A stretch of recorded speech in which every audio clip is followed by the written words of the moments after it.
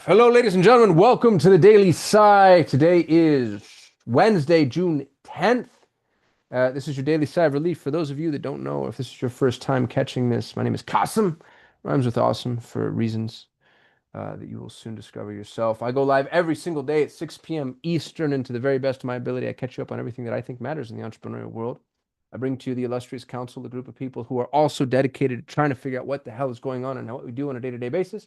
And as important, maybe more important, I bring amazing guests, brilliant people, beautiful humans, many of them bright blue, and they are here to help you, to guide you along their specific realm of genius. Today, I'm so excited to introduce somebody I've known for, gosh, is it 10 years, Christina Hooper? Something like I in think excess of that? so. It's been a minute. It's been a while, yeah.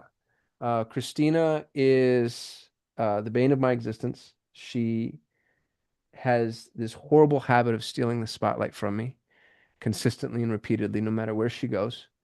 Uh, and today will be no different. She's absolutely brilliant. Everybody who hears her talk loves her, and yet she has to be dragged into the spotlight, kicking and screaming. She doesn't like it at all. Um, she's a brilliant marketer, a brilliant strategist, a brilliant business builder. She's neurospicy, a term that she applies to herself, and was the first person I ever heard that from, but has taken something that I think a lot of people maybe use as a crutch and has decided it's a superpower and helps other people do the exact same thing. She does things way different than most people that I know. Very much kind of a I'm going to do it my way type of person, and it just seems to work. How did I do, Christina? How can correct me with anything that or maybe add to what I've not said? No, I think all of that's spot on.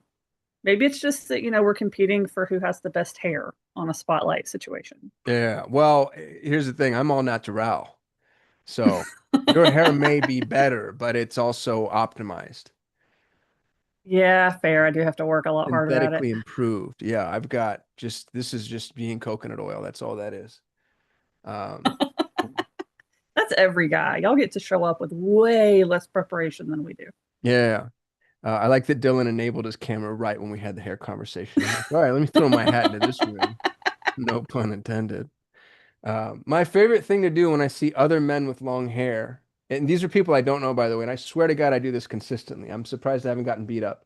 Is I look them dead in the eye and no sarcasm or humor in my voice. I say, "Cut your hair, you hippie," and then I walk away. And I think that all of us should try that. Christina, I have a story about Christina. She joined. I was a coach at Digital Marketer for a while. I was on the faculty at DM, mostly because they paid well, but also because I got a kick out of it. And the thing that was really cool about it was I got to meet these extraordinary humans, many of whom I'm still really close friends with to this day. I still hang out with Chris Thompson a lot. Atiba D'Souza hits me up all the time. I love him. Lauren Petrullo, Scott Cunningham, who's going to be on the Daily Sigh, incidentally. And Christina joined my cohort. And you joined late. You joined later than most. You weren't in the first round. And so we already kind of had this group. And then here just comes this woman who like sat there very quietly and said nothing for the most part. But every now and again, she'd say, like, she would offer like a little bit of a tidbit. And then everybody would like get really quiet. And then we'd wait for her to do more. And then she'd mute and no more would come. And there was this woman whose name we will not say, who was just the problem child of the group because she would show up every single week and she'd be like, here are my problems. You all solve them for me. And then we'd give her 100 million ideas and then she would do nothing. And the next week she'd come back. Here are my problems. You all solve them for me. And there are people like that in the education space. It's not uncommon. And I don't know how to deal with them because they infuriate me. And Christina one day decided she'd had enough and she took the mic. And you know what's so cool is this is not only recorded, it's on your website or on a website somewhere. And it was one of the coolest things I've ever seen. She had this just this Socratic method. It was like she just played tennis with this gal. And with every question and every answer, every round, it was like more clarity, more clarity, more clarity, more clarity, more clarity, until Christina was able to say, uh, this is what you do. This is who you are. And it blew everybody's mind. It was so cool. And that day, I think you discovered like you're like, oh, wait a minute, this is what I do. And it was a lot of fun to be a part of and to witness. And so we expect something equally amazing today, I guess is what I'm saying. The expectations are high. So, Christina Hooper, thank you for being here. Thank you for your time. I appreciate you a lot. And yeah, the mic is yours. Oh boy, here we go. All right, I want to make this as interactive as possible, so I'm going to kind of kick us off. But I want you guys to chime in. If anything that we're talking about is relatable, if you've come up with a hack to it, please share. That's one of the biggest things about being neurodivergent is there's not a lot of like official resources on how we can function well. A lot of what we find and a lot of what's going to actually work comes from other people, from what they've struggled with and what they've tried, and then going and trying 50 things and figuring out the one or two things that's going to actually work for you. So say stuff in the chat, come off mute, speak up. Let's make this as interactive as possible to help as many people as possible. So, kind of little backstory. When I was about 11 years in and I had my marketing agency, this is a little bit before I even met Cossum. I was making good money. I had a team of people I genuinely liked. I was actually managing people well back then, funnily enough. We know that's one of the things I struggle with now. Had a physical office and I was miserable. By Hmm. every metric that you could see, I was successful. Everything was working. My team was happy. We were making money. Our clients were successful. But there were only about 20% of the clients that didn't actively irritate the crap out of me. The work was draining. It was repetitive. It was monotonous. It wasn't challenging. If any of you have ever done basic marketing, it's repetitive. Once you figure out what works, you just keep doing that over and over again for different clients and for the same client over and over and over again for months and months and years on time. And I was in back to back meetings with people that I would never have voluntarily spent time with unless they were paying me. Right? Like we've all had those clients, right? The hobbies, gone. I know I used to do things for fun, but I couldn't remember what they were. I hadn't done them in a long time. I wasn't spending any time with my kids. I wasn't spending any time with my husband because hustle, right? We're going to grind now. We're going to put that time in now because we're going to sacrifice the now for the freedom we're supposed to get later as entrepreneurs. But I was 11 years in, that wasn't happening. And before that, I was doing corporate America and I was making good money and salary and benefits. And I did what you're supposed to do. And I went to college and I got the job and I did the thing. And my health fell apart and the business wasn't working either. So here I was putting in applications for job after job. I was like, I'm going to keep the business floating. I'm just going to go back and get a job. I'll hire someone to manage the business. I'll just implode it. I don't know what I'm going to do, but I didn't want to do it. So the only interview that I actually got that made me a job offer was the dollar store. So here I was sitting in the dollar store parking lot with all the skills that I had, a college degree, I was working in engineering. I had, taught myself to become a software engineer. I was literally building software in an engineering company for corporate America. I had made it into branding and marketing and sales, and I had over 50 certifications, and everybody knew me as this like marketing guru, this branding and messaging guru, and I hated every bit of it.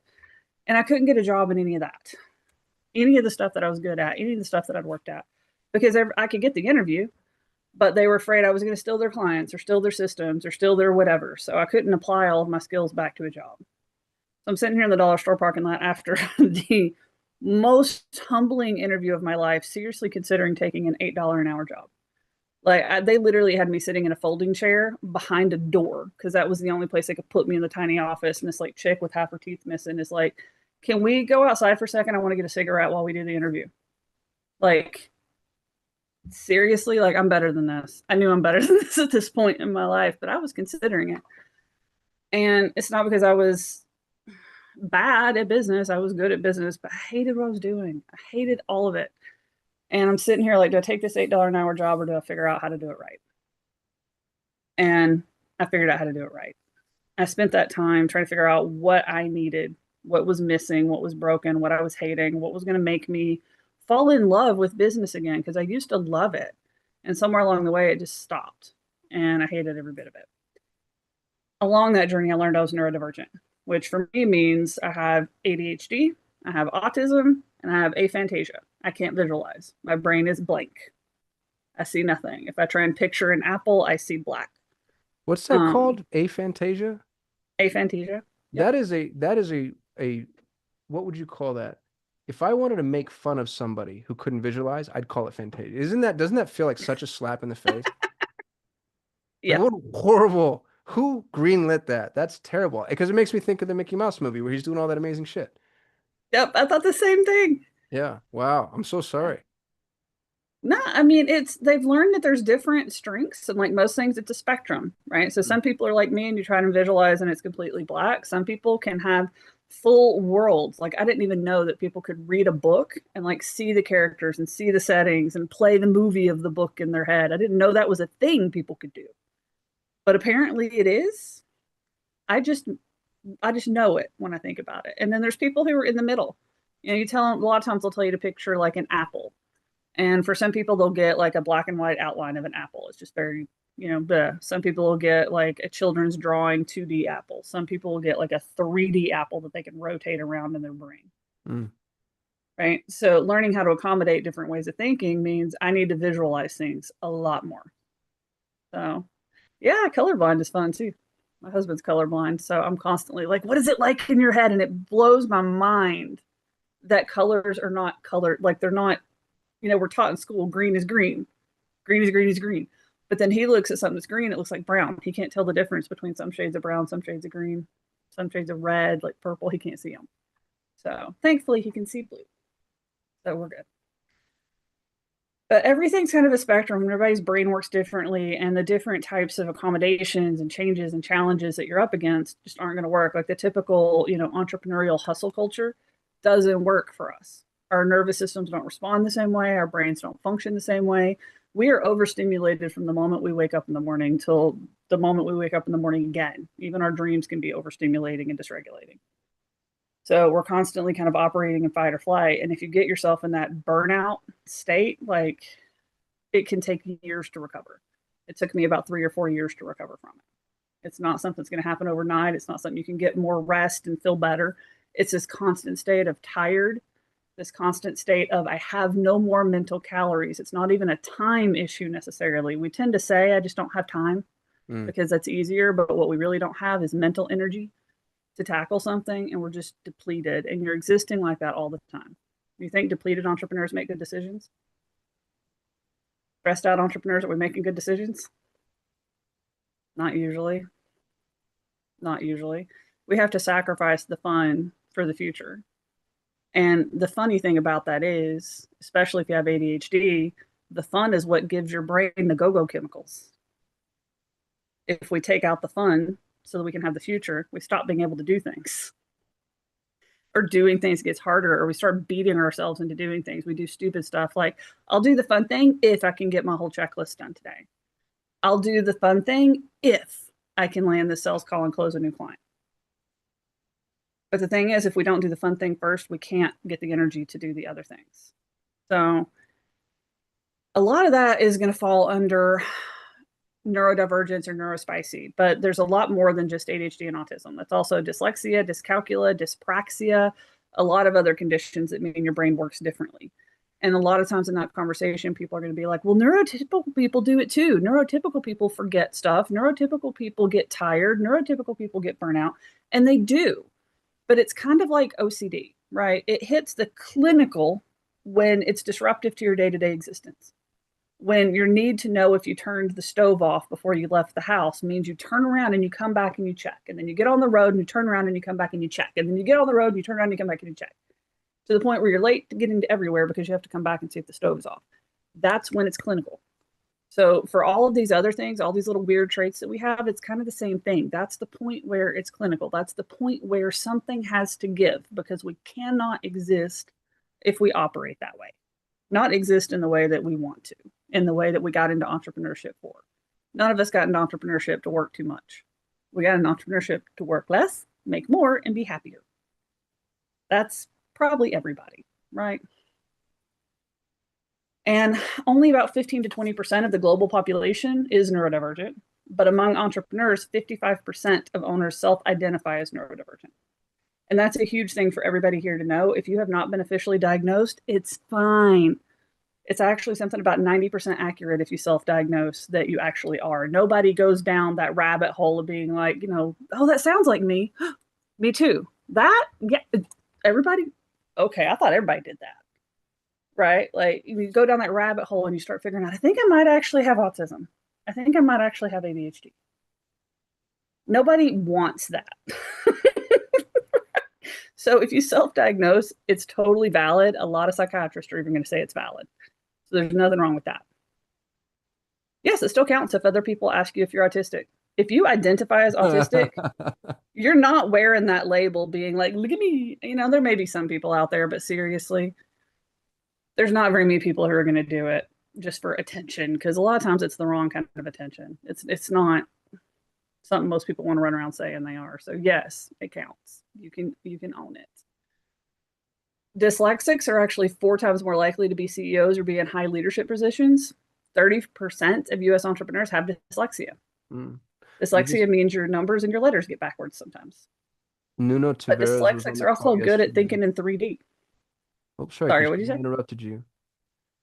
My buddy Nuno was on the call yesterday, and he, first of all, is just a machine at solving problems and connecting dots. And Oh he yeah, found out he's he was awesome. dyslexic at 40, and he attributes his success to that. He's like, dude, my whole life, I've been having to like read the manual of other people's games because I don't see what they see, basically, was the way I interpret it. I'm paraphrasing.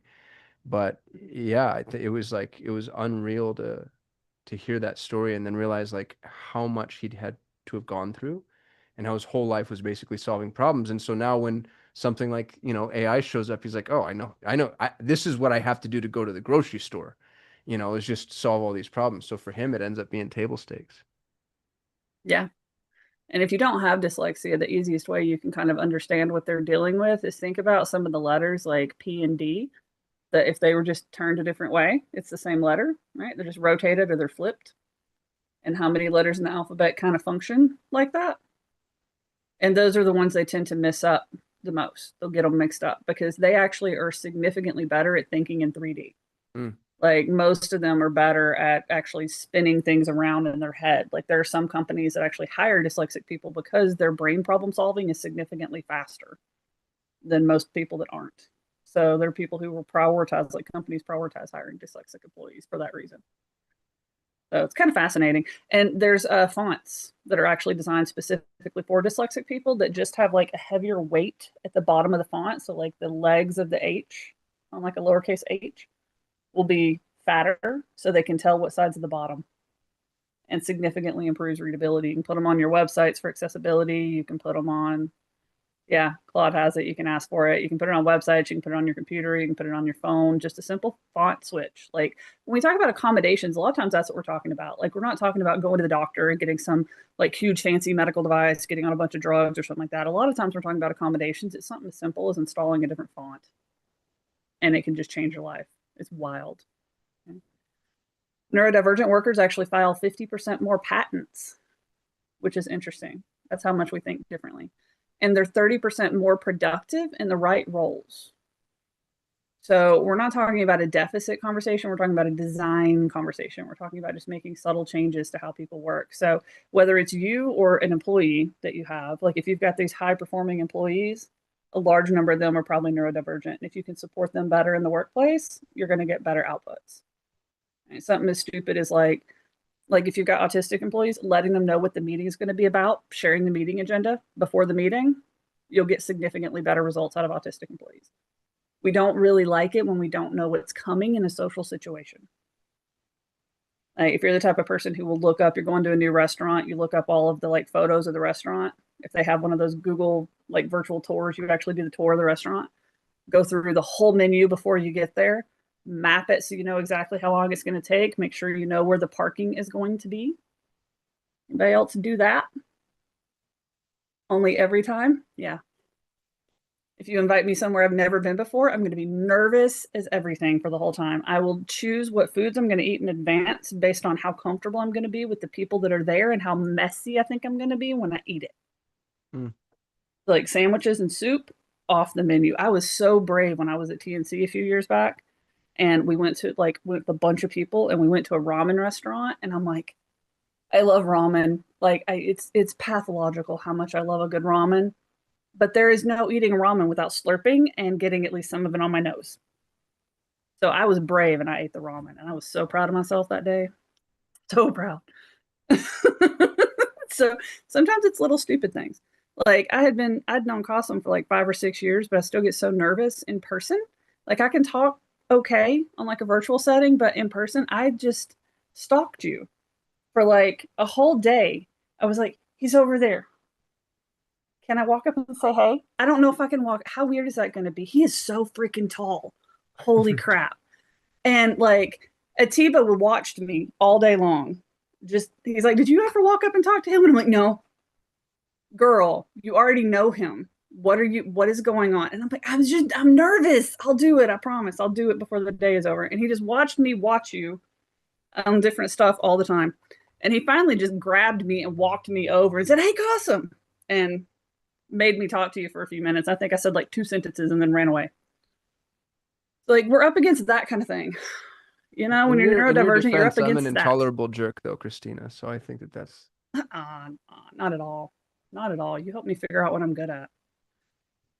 Now, like we talked about too, all this stuff is a spectrum. So when we're talking about stuff that we have challenges with, some people are under functioning and some people are over functioning, right? So like I have time blindness.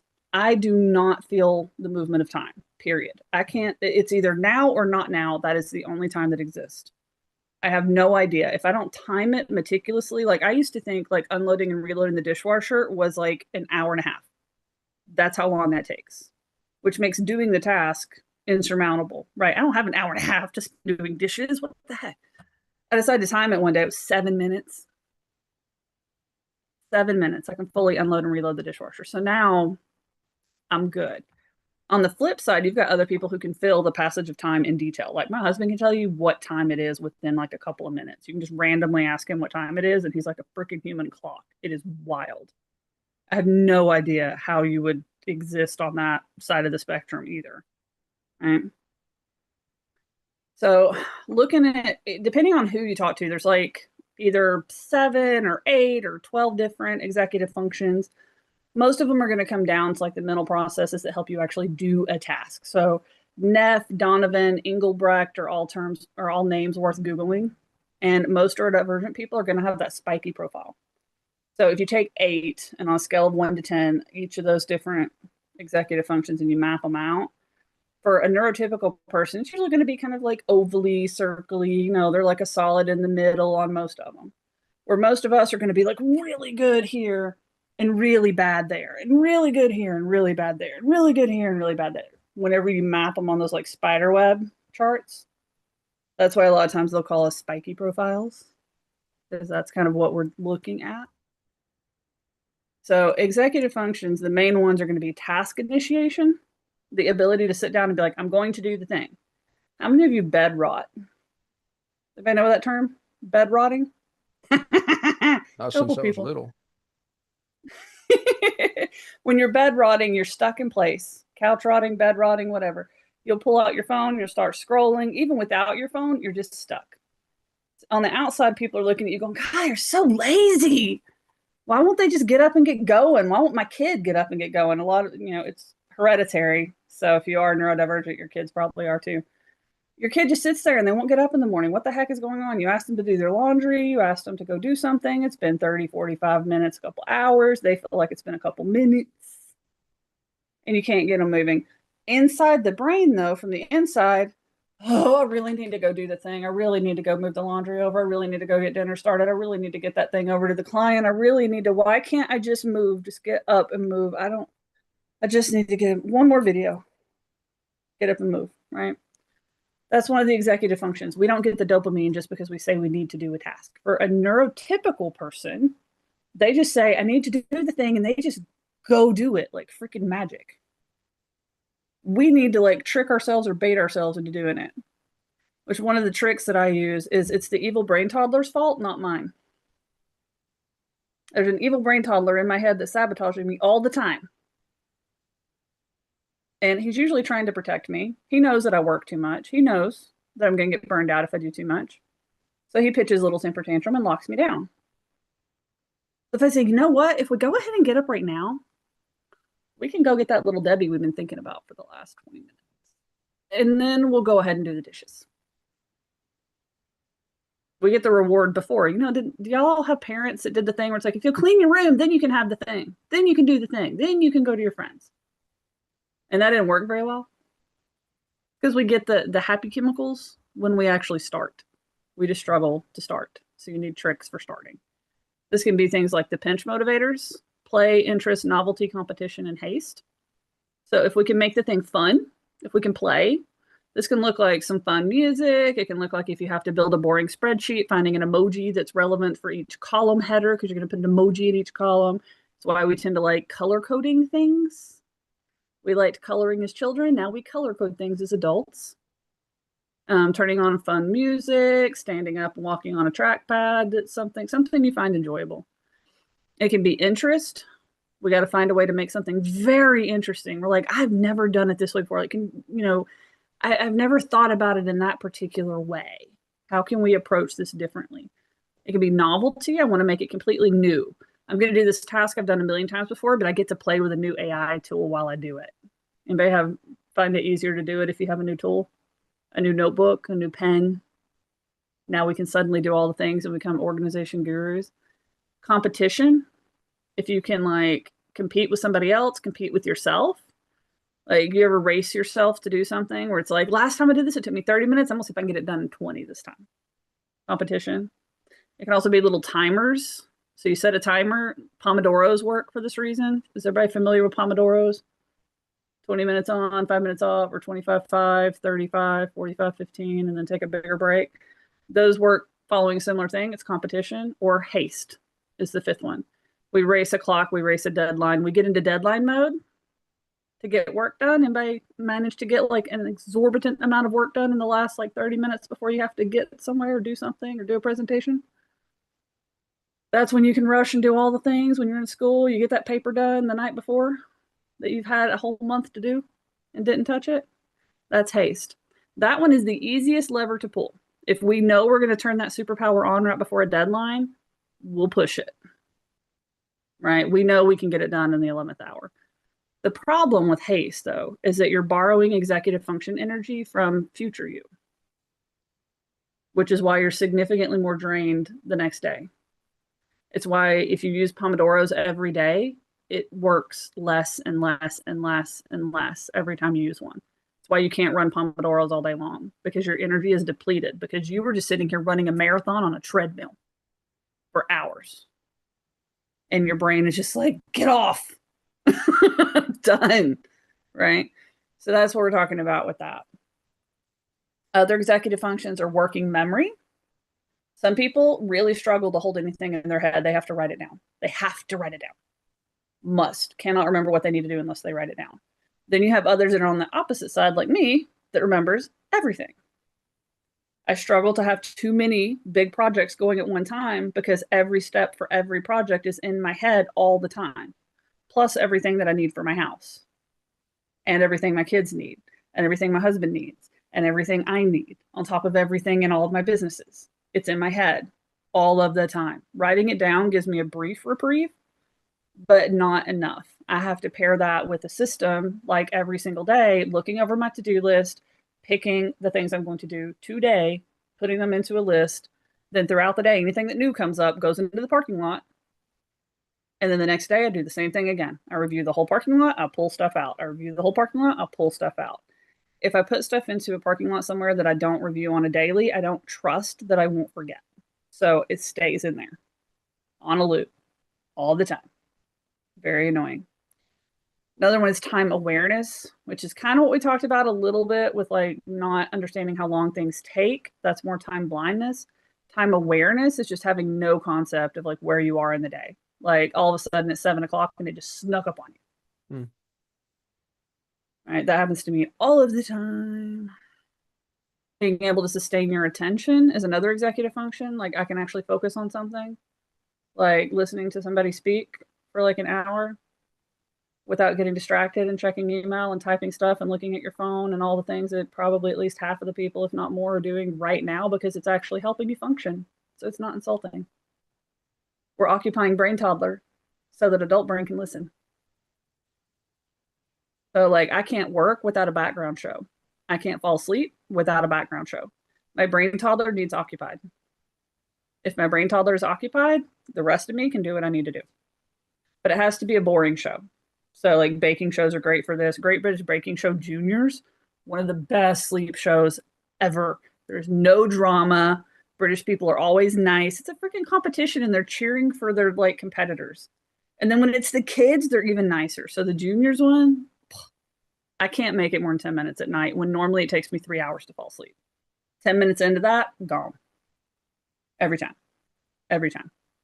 Shows I've watched so many times over that even if they have some drama, I know it's coming. Great while I'm working. Absolutely fantastic.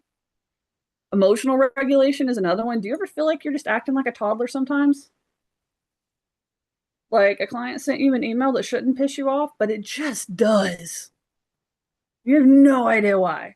Your kid said something, your dog barked at the mailman that one more time, right? Or on the flip side, getting really freaking happy for no reason. I don't know why I'm excited right now, but I am. Music being able to make me just like, I am so freaking shy most of the time. You turn on music though, I will be the goofiest person in the whole bunch. I will look like the most outgoing human you have ever met. Like, same thing when we were in Vegas at some business event. I'm so shy. I'm walking around with people. I'm not really talking or anything. We walked past a karaoke bar that had the music blasting out into the thing. I am dancing and singing in the streets of Vegas, and only one other person joined me, and I don't care. It was great. That's part of emotional regulation, right? Like you just find yourself reacting a certain way before you even can like logically explain why or logically stop yourself from looking like an idiot in front of a bunch of people because I can't sing. I was a band nerd. I wasn't in chorus. Hand me a saxophone, glorious. Count on me to sing, nope. But I was doing it loud, loud enough that they asked us to move away further into the street from the karaoke bar because we were disrupting the karaoke singers. That doesn't sound like me at all, right? Cognitive flexibility is another one, like how well you can adapt to change. Like, do you ever find yourself just getting unreasonably irritated when something in your schedule shifts for that day? Now, my whole thing is just blown off. That person was 15 minutes late. It threw off the whole rest of my day. I don't know what I'm going to do now. Cognitive flexibility. You can be very, very, very flexible and you just never really lock in, or you can struggle and you need it locked down before you can move.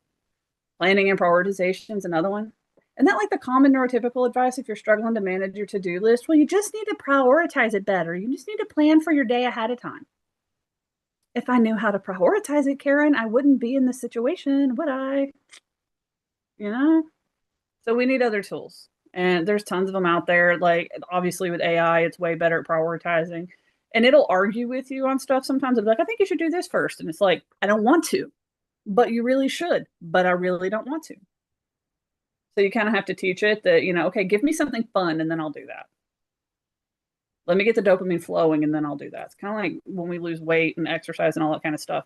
We're not having fun until we actually can lift something heavier than we've been able to lift before, until we can run faster than we've been able to run before, until the scale goes down. Then we're motivated. Before that, though, it's just mental flogging. The other one is metacognition, is another one of the executive functions, like being able to just really think in those ways. And again, all of these are a spectrum. So some people are going to be like exceptionally well at it, and other people are going to be really bad at it. Anybody relating to any of that kind of stuff yet? Does that make sense? Have y'all found any solutions to any of that? Does anybody have anything they want to share? It's like a hack or a I trick. would I would love to, Christina. Hi. Thank you for Go, let's being do it. here. So what's funny is I often say I'm neurospicy. I'm very neurospicy. And what's interesting is you were talking about distraction. You said you have to put something on in the background. I have a saying. It's called I need just enough distraction so I can focus. And what that means is, which I don't know, need to explain to you, but for everybody else, it means I need several other things going on that I can lock into so that I'm not distracted by yet something else. And I can try to focus on what I'm doing. So I'm a have music on in the background, listen to a YouTube video while I'm doing work at the minimum. So Yep. I totally get it and understand everything you're sharing. So thank you. It's nice to be seen. Nice. Isn't it though? I think that's one of the best parts about learning you're on the spectrum is you can start meeting others and realize you're not Exactly. alone. And it is a superpower. It allows so many things, other things that other folks can't do. Mm-hmm. Especially when you accommodate yourself so you're not burned out all the time. What do you got, Neil? Yeah, so I've never been diagnosed with anything, but I have literally had people ask me if I am autistic or similar kinds of things. So chances are high, right? Uh, but so the one thing is it took me like 20 years to understand that people don't see the world the way I do. Mm. And um, and part of that is just self-centeredness, but also part of it is just, being different. Um, Or and so, autistic black and white thinking. or maybe, I don't know. I'm not going to put labels on it, but but for me, it's about systems, which plays into my strengths, and I have a system for everything, and and even with when things like systems break for whatever reason, I have a feedback process where like, okay, how can we handle this the next time, and just kind of set up everything to do that. So that's my general hack, and you can apply that across the board as needed. Yeah, I'm gonna go with autistic. Did you know that neurotypical people, they actually build habits? Neurodivergent people, especially autistic people, we are almost incapable of building a habit. What we build instead is a system. Okay. That's how we survive. So, like, one of the best examples of this is showering. Apparently, when neurotypical people need a shower, they just go shower. To them, that is one task, to just shower. To the rest of us that are neurodivergent, that's like, okay, so I need to make sure I have a towel. I have to make sure that, like, I have the heater on in the bathroom because it's cold when you get out, right? So we got to have the heater on. I got to make sure I have my pajamas laid out because I got to know what I'm getting into. I got to be prepared.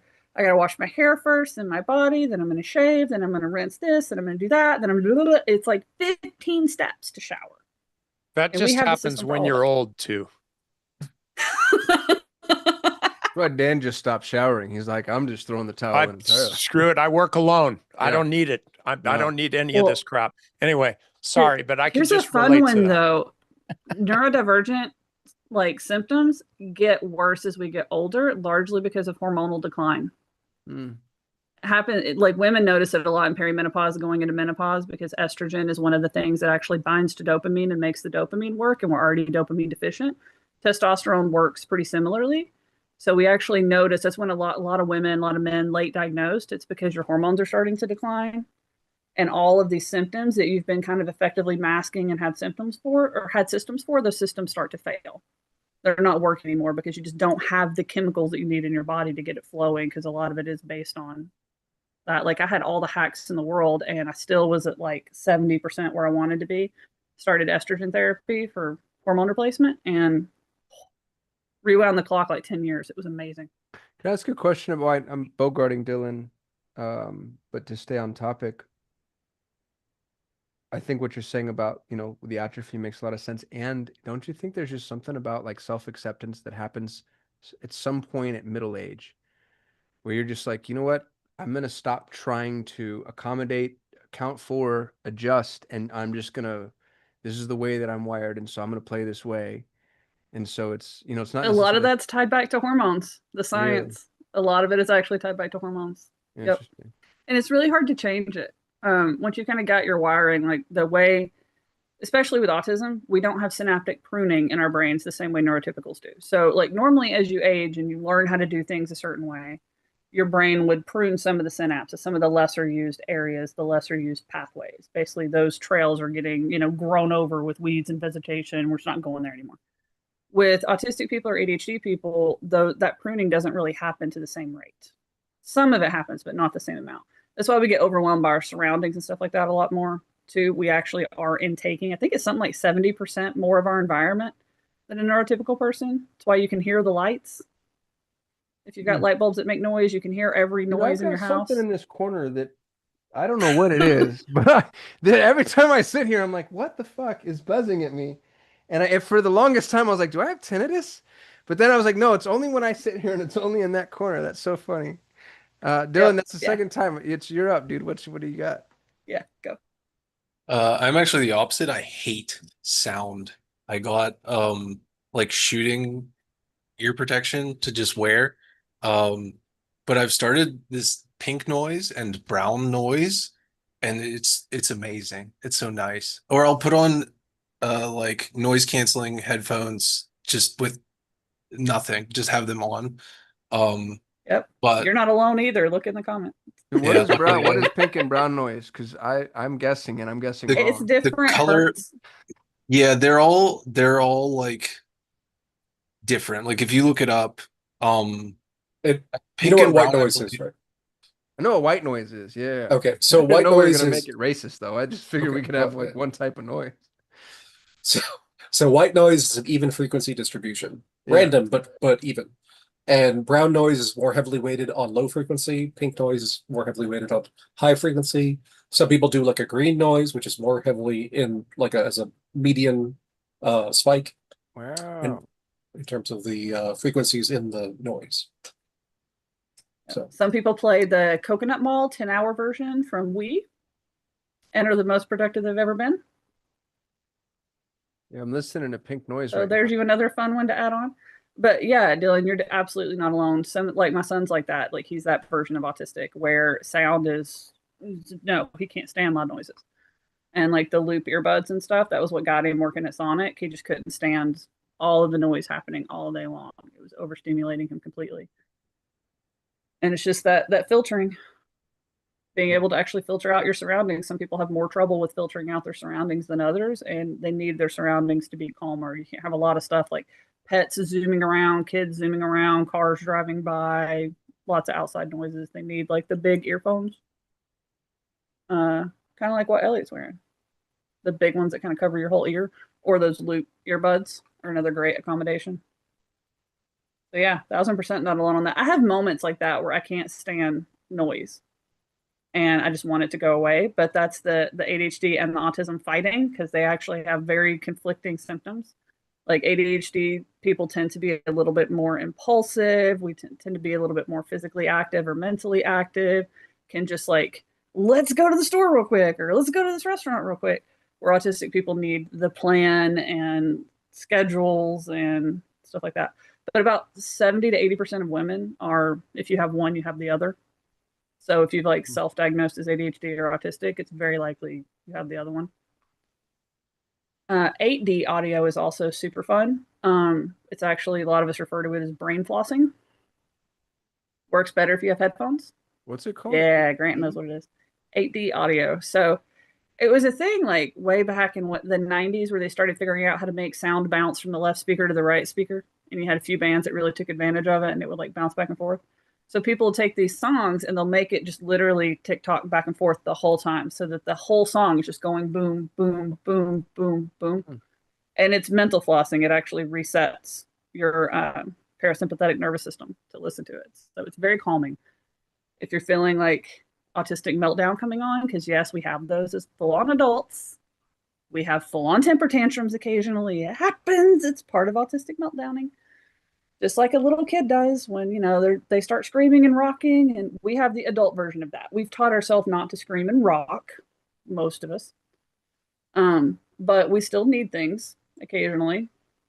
That's why somatic tapping is a big one. Just doing this is another way to kind of reset your nervous system, just to get into rhythm. Little things like that. I have a mini trampoline. If somebody pisses me off, it's much safer for me to go bounce on the mini trampoline. An aggression bounce, I get my cardio and I don't hurt people. So it's a plus. So physical movement is a big one just to kind of shake some of that out if you need to. And then a big thing is dropping the mask. And unmasking is going to come with some grief. It's going to come with some skill regression. It's going to come with identity loss. And nobody really prepares you for that. Like, you have no idea when you were introducing me, Crossum, you said that I'm just kind of me. And I forget exactly how you worded it, but you're like, you know, she's just does things differently. And just because she can. I have worked really hard to do that. So I love that you said that. That was something I had to like be willing to be weird and be different and just embrace that and drop that mask and quit trying to perform neurotypical all of the time. So masking is basically like putting on a Broadway performance while you're trying to do something else.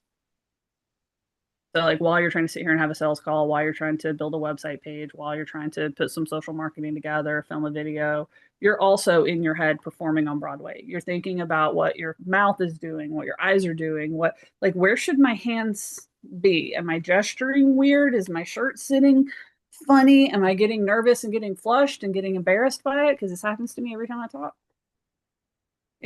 All of that stuff is in your head. Are your glasses in the wrong place? Or do you have that glare from the lights or whatever? Like you think about all of that while you're actively speaking and trying to do something else. Yep. Yep. That's what that is masking. Yeah. And do you know when they say eye contact, they don't actually mean looking at eyeballs? That blew my mind. Eye contact is not actually eyeballs. Apparently, because neurotypical people don't like get as much input from their environment, when they look at you to make eye contact, they're just looking at your whole face at like one time. They just intake your whole face. They're not trying to be like, do I look at the left eye or the right eye? Which one's looking at me? Can they tell that I'm alternating between the left eye and the right eye? Do I look like a crazy person? Maybe I should look between their eyes. Maybe I look at their nose, their forehead. Yeah. Yeah. They just look at a face. That blew my mind. I didn't know that was even a thing people could do. I didn't know we worked that way. I never know where to look when I'm looking at people's faces. I never know. My hands are always somewhere weird, and women don't have pockets. Men get away with it because they just put their hands in their pockets. And we're sitting here like, I don't have, where do I, where do they go? I don't know. You think that All here's the part of problem? masking. I need to fidget, Christina. Like I have a whole desk full of fidgets, and most of them are weapons, and so I can't use the weapons on camera because people get I weirded have out. so many. So I fidget, and like I'll sit here with a coin or a pen, and I always have one. And then I have to be really careful when I'm fidgeting. If I'm fidgeting and my hands are off screen, it can get really bad really quickly, the assumptions that are made. And then the other problem is if I have anything in my pockets and I put my hand in my pocket, I'll start to fidget with the thing in my pocket, which also like don't do for obvious reasons. And bro, I'll sit there and it'll be like a half hour will go by and I'll be fidgeting with things in my pocket and all of a sudden I realize I'm like, oh God, I've done it. And now everybody's looking at me. So yeah, learn those the hard way. Katie, your hands up. Yeah, I'm so interested in all these strategies that you are presenting to us, and the right left brain ones are particularly fascinating because I mean, what we've learned is that like in order to teach kids how to read, the pre-reading skills are actually like putting them in front of an easel and having them draw like big circles because we're trying to get their brain to cross right to left, and that actually like reorders and reorients you. So for someone that I know that really, really, really struggles in a lot of the ways that you've mentioned, I'm wondering if you have any other right, left brain bouncing other than the ones that you were mentioning and I was writing down. Any more? Honestly, there's Tai Chi. Hmm. Tai Chi exercises. A lot of them are going to cross your arms and your legs across the midline. Interesting. Because it's exactly why that works. I'm glad you actually brought that up because a lot of times what we tend to do is our eyes will go left and right, or our hands or some part of our body while we're listening to those like 8D audio tracks moves with it. And what you want to do is cross the midline, what she's talking about. So you want like your right hand or your left hand to go over.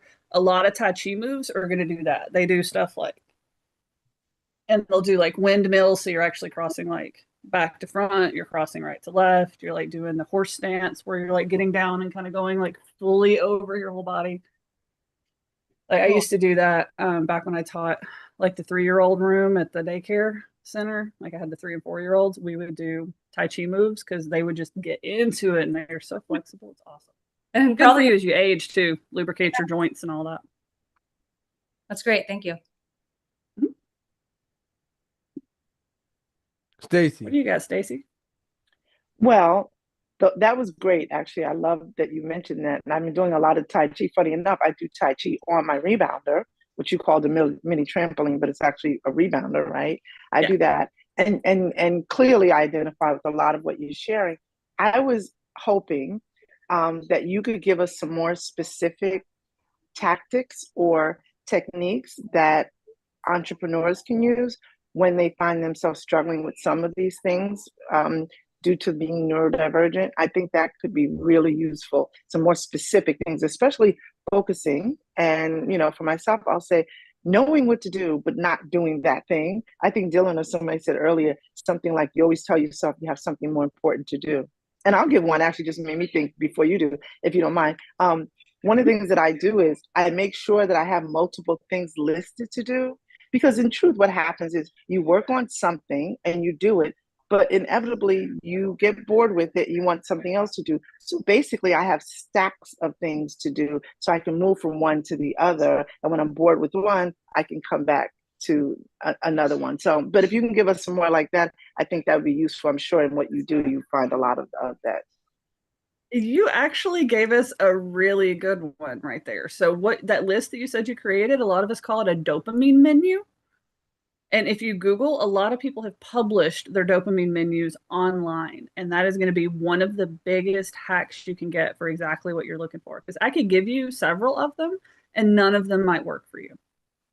And they're not going to work for long if they do, right? So a lot of us have about 4 to 6 weeks where we can put something new into place and be like, this is working awesome. And then it just stops for no reason that we can figure out.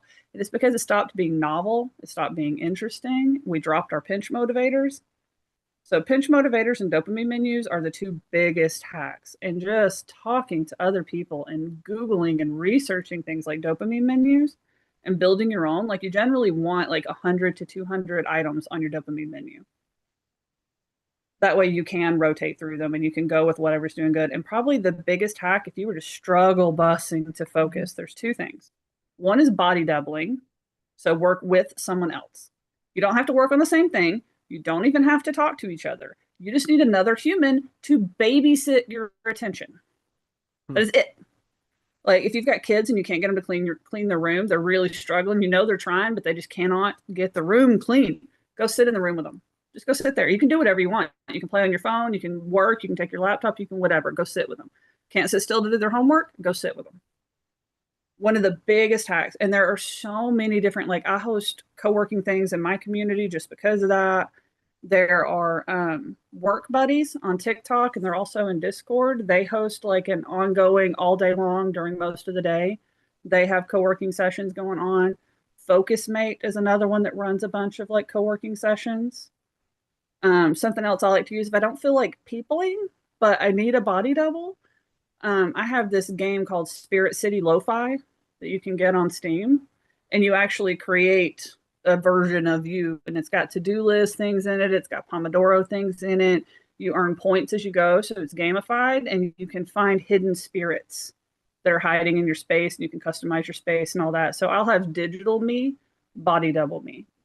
So that's one of the best hacks is body doubling. That one has never let me down. Like that's one of them that even when my other dopamine snacks are running down, I can come back to body doubling and it's going to work every time. The other thing is if you're really, really, really struggling to focus, stop. Get up and walk away. Just quit.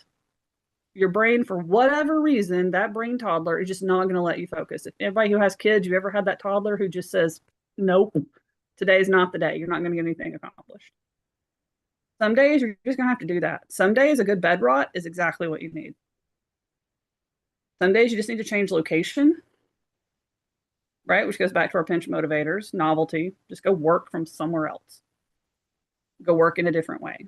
Change your lighting, change your direction, sit on your chair differently, raise your chair, lower your chair, just so you're working differently than you normally would. Yeah, Jason, changing location. Yep. You can also change smells. So one of the things we can do to kind of preload our brain for whatever we're trying to do, if we're doing like a creative task, maybe we're burning the lavender candle. If we're doing something that's just like boring and mind-numbing, vanilla candle. And you can actually kind of trick your brain into preloading the energy that you need. Some people do it with clothing. Like I had one entrepreneur I worked with that if he's doing certain types of tasks, he wears the particular shirt and he will literally go get up and change his shirt. And sometimes his pants too. I don't know why the pants too. We're all a little different. Sometimes it's the shirt and the pants. So he'll just get up and go change clothes and then come sit back down. And it just depends on whatever clothes he's wearing. Videos. Like if I'm wearing the wrong shirt, I can't shoot a video. I need to be wearing a different shirt. Yep.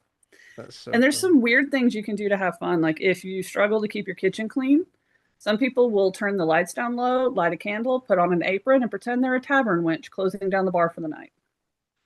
I like that you said some people. Some people I know.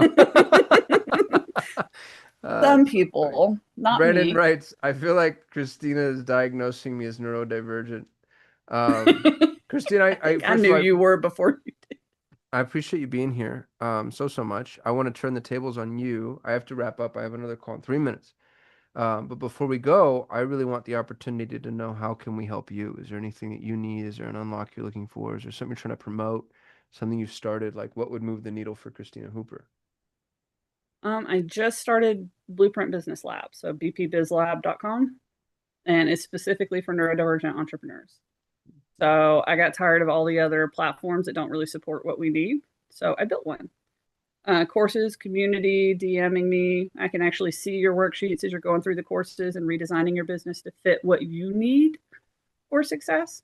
So as you're doing these worksheets, it's not Google Docs and PDFs. I can actually see them and I can respond and I can drop comments and I can give feedback. So even if you don't come to the live calls, even if you're too shy to post in the discussions, you can actually get feedback on your work as you go and redesign your business the way you want. It's only like $100 a month. So like no reason not to join.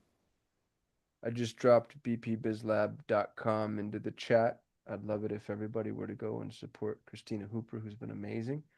Christina, come back anytime. Can we give Christina a round of applause? I think that's the way that works. If you're watching this, please never forget these calls are brought to you by Pareto Talent. If you want a top 1% right hand, please go to paretotalent.com. Sign up. You'll be meeting with me personally. I'd love to place you with the greatest right hand you've ever encountered in your entire life. These calls happen every single day at 6 p.m. Eastern. Go to dailysigh.ai. If you want to join the live calls, join the Free Forever community. The Zoom link is in the calendar. If you just want the calls summarized and sent to your inbox, you can go to dailysigh.ai. Dylan, do you want the Zoom room? I do. I learned more about context. Lovely. So I'm going to hand Zoom to Dylan. I'm going to kill the live stream. Goodbye, live viewers. This is what you